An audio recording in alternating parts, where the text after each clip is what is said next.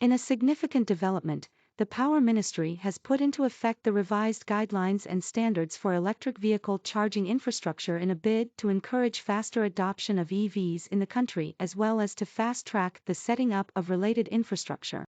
The revised norms cover individual owners and public charging stations. Promulgated on Friday, the major revision in the consolidated guidelines and standards for public and private entities are with respect to land.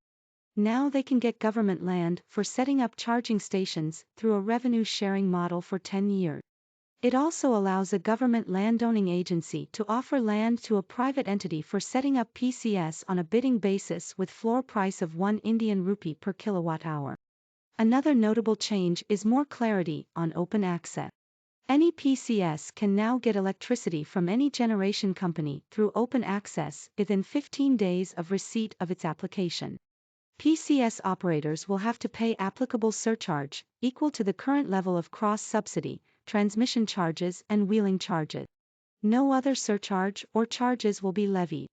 Besides, an individual or entity is free to set up a PCS without requiring a license, but the station will have to meet technical, safety as well as performance standards and protocols under the guideline.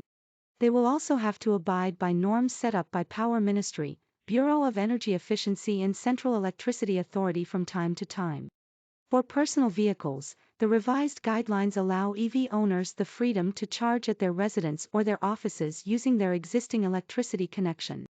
EY partner and leader Somesh Kumar said, "Clearly the objective of electrification of transport can be realized only if adequate and reliable EV charging infrastructure is in place.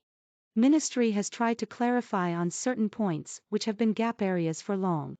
Allowing users to charge using regular electricity connections, prescribing ceiling tariffs, allowing open access, laying down revenue-sharing model for land use, creation of database etc., all will facilitate faster and more efficient adoption of EV. The Bureau of Energy Efficiency will be the central nodal agency for rollout of EV PCS.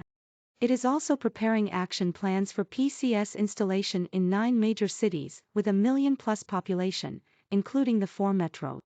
As per initial estimates, a total of 3,263 chargers under BAU scenario, 23,524 chargers under moderate scenario, and 46,397 under aggressive scenario are being targeted for installation of PCS in these cities by 2030. PCS will be required to tie up with at least one online network service provider to enable advanced remote or online booking of charging slots by EV owners, the ministry said.